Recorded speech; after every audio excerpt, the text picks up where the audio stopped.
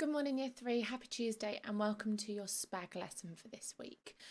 Now, this week we are going to be having a look at homophones, which we would have done in Year 2, and we've talked about quite a little bit in Year 3 as well. We're just going to spend a lesson today going through exactly what homophones are, getting to use them and practice them as well. So first of all, we need to think about what a homophone is. So what are homophones? Now on the two whiteboards here, we have a set of homophones. Now what I'd like you to do is to pause the video, have a think about what is a homophone, and could you write down a definition of what a homophone is on a piece of paper. It says whiteboard, but on a piece of paper is fine. So a homophone is, pause the video and write the definition down for me. Okay, so a homophone is a word that sounds the same as another word, but has its spelling or its meaning are different. So we've got two examples on the board here. We've got bear as in bare feet, so nothing on them, and then a bear as in a grizzly bear. Now this is a really difficult thing when it comes to your spellings of trying to remember which is the correct homophone. And I still struggle with it sometimes, trying to remember which one is which. But the more that we get used to them and practice them, and the more that we read as well, the more that you'll understand which homophone is which and which is associated to which. And it's so important in your writing to use the correct homophone as well, because otherwise it's not clear what you're talking about, and it doesn't make sense, does it? So we're going to have a look at some homophones here. So you will need some paper and a pencil to jot down some sentences using some homophones. So I have a sentence here that uses the same word sound, but they have different meanings and different spellings, and we need to work out which one goes in which. So I chopped up a leek to put in my stew. The outdoor tap has a leak. So the homophone that we have here is leak, but we need to work out which one goes where.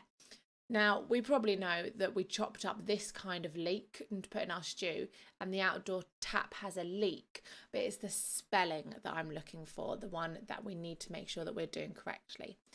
So could you pause the video and write the sentences, and could you put the correct leek with the correct spelling in those sentences, please? Okay, so our correct spellings are here. So I chopped up a leek, and that needs to be a leek as in L-E-E-K. Oh, that's very small. That kind of leek. So the vegetable, the green thing that's here. And then the outdoor tap has a leak, which is L-E-A-K. Now, there is no quick fix of remembering which one is which, to be honest. As I said before, it's one of those, we need to get used to it in our spellings, in our reading, seeing it and hearing, seeing the spellings and reading them all the time. Okay, I have another one for you. The tree was covered in snow. My cat has very soft So we've got the two pictures there, and I'm not going to tell you what the homophone is this time, but I want you to see if you can work out what the word is that sounds the same but has different meanings, and then could you put the correct spelling in those sentences? So pause video and come back to me when you've done your homophone sentences. Okay, so our homophones are the word fir. So we've got two different types of fir, F-I-R, which is the type of tree, and F-U-R, which is the fluffy stuff, the stuff that goes on the top of the skin on animals. So the fir tree, F-I-R, tree, was covered in snow. Some of us might have had a little bit of snow a few weeks ago. And my cat has very soft fur, which is spelled F-U-R. So there are two different types of fur that we have there. So hopefully you got them the correct way round. Okay. The wind nearly, the man's off his feet. The colour of the flower is, So the same sounding word, but has the two different spellings and the two different meanings.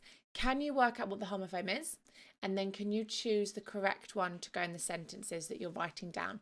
So pause video and come back to me when you finish those sentences.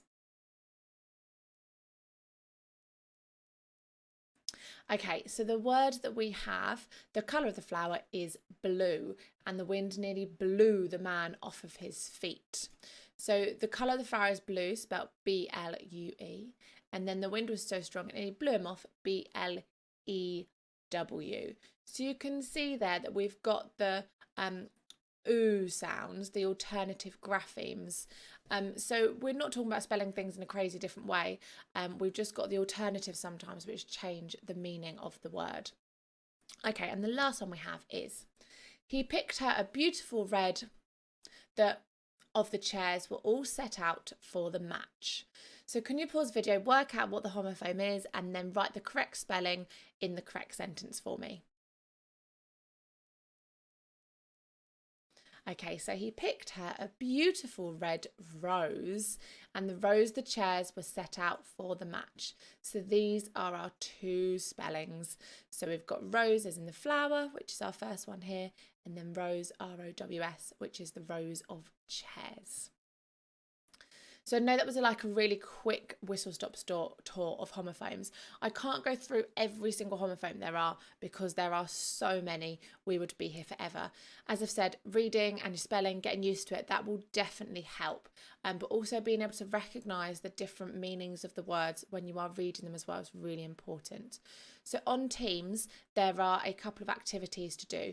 Now in the assignment that you would have found, or somewhere in the files if I haven't managed to attach it to the assignment, there will be a matching game for you. So if you have a printer at home, which I know not all of you do, so if you can't print this off, then please do not worry. But if you have the opportunity to, there are lots of different cards with homophones on them, and you need to try and find the homophone pairs for me.